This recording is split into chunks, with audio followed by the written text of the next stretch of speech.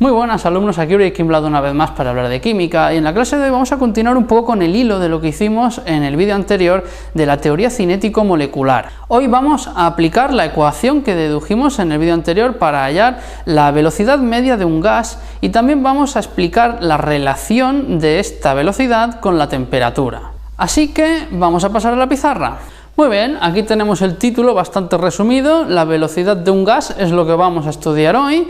Y antes de nada os voy a escribir la ecuación general de la teoría cinético-molecular que demostramos en el vídeo anterior. Sería la presión es igual a 1/3 de la masa por la velocidad al cuadrado por el número de partículas entre el volumen. Muy bien, sin embargo, aquí hay una cosa importante que comentar, y es que ya hemos visto, según el modelo cinético-molecular que vimos también en el vídeo anterior, es importante que lo tengáis presente, os lo dejo arriba en las etiquetas, que los gases se mueven en un recipiente, todos ellos en direcciones aleatorias, y que en el sistema en general se mantiene siempre la energía, pero las partículas entre ellas no tienen por qué tener todas la misma velocidad. Esta puede ir más rápida que aquella y viceversa, y si van chocando entre ellas, pues las velocidades van variando. Por lo tanto, no vamos a tener que en un gas todas las partículas se mueven todas ellas a la misma velocidad, sino que vamos a tener una cosa que se dice distribución de velocidades. Imaginaos que representamos aquí en el eje X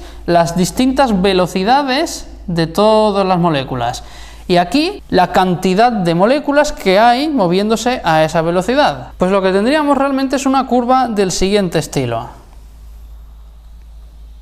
donde evidentemente tenemos una velocidad mayoritaria, un punto cuya velocidad es la más frecuente, es decir, la gran mayoría de moléculas van a estar moviéndose a esta velocidad o similares, pero también vamos a tener moléculas que vayan bastante más rápido y que vayan bastante más lento. Esto es por el simple hecho de ser un sistema real.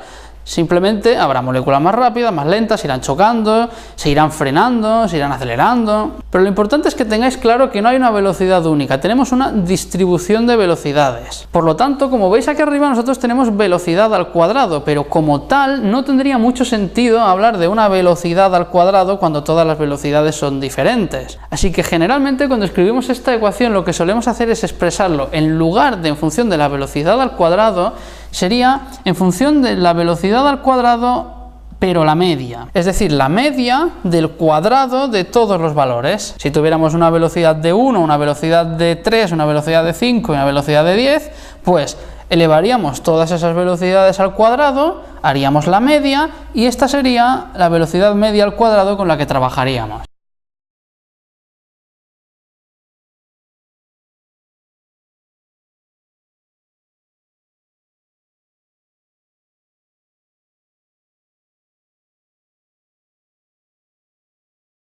Así que siendo un poco estrictos, esta velocidad al cuadrado es la media. Muy bien, pues ya podemos ir borrando esto, espero que haya quedado claro el tema de la velocidad media. Y ahora lo que vamos a hacer es básicamente 4 filigranas matemáticas para relacionar esta velocidad media con la temperatura. Y veréis que es muy fácil.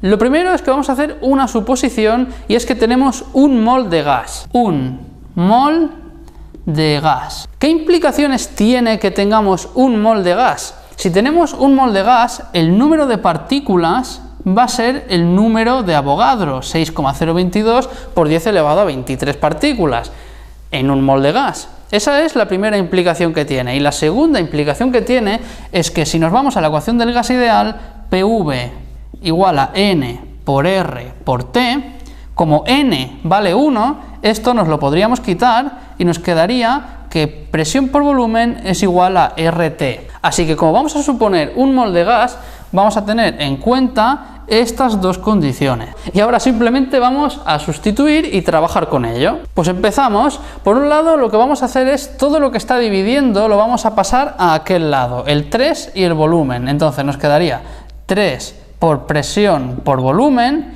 es igual a la masa por la velocidad al cuadrado media por el número de partículas, que esta vez hemos dicho que es el número de Avogadro, así que número de Avogadro. Ahora bien, fijaos que aquí a la izquierda tenemos presión por volumen, porque lo hemos llevado para allá, y aquí estamos diciendo que como hay un mol de gas, presión por volumen es precisamente RT, así que 3 RT sería igual a la masa.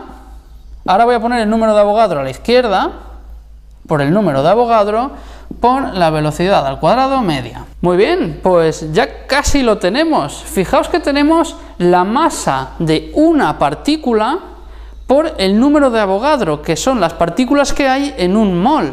Es decir, si tenemos la masa de una partícula por el número de Avogadro, esto que hay aquí es precisamente la masa molecular, la masa de un mol de partículas. Así que tendríamos la masa molecular, que lo vamos a expresar como m mayúscula, por la velocidad al cuadrado media. Perfecto, pues ya casi lo tenemos. Lo único que nos queda por hacer es despejar la velocidad al cuadrado media y nos quedaría tal que así. Velocidad al cuadrado media sería igual a 3 por r por t dividido entre la masa molecular. Bien, pues voy a encuadrar esto, pero esta no es la ecuación final, ¿de acuerdo? Y ahora voy a borrar todo lo que tenemos aquí arriba. Fijaos que ahora lo que tenemos aquí nosotros es una velocidad al cuadrado. Esta velocidad al cuadrado no tiene mucho sentido físicamente hablando, tiene unas unidades de metro al cuadrado partido por segundo al cuadrado. Entonces se define una nueva variable que sería la velocidad cuadrática media,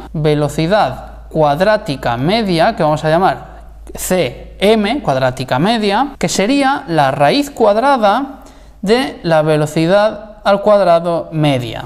Esta variable hay que definirla porque sería totalmente incorrecto sacar una raíz cuadrada directamente de aquí, porque recordad que este es el valor medio de distintos números al cuadrado y no se puede sacar una raíz cuadrada de una suma así tan fácilmente, así que hay que definir una nueva variable que sería la velocidad cuadrática media.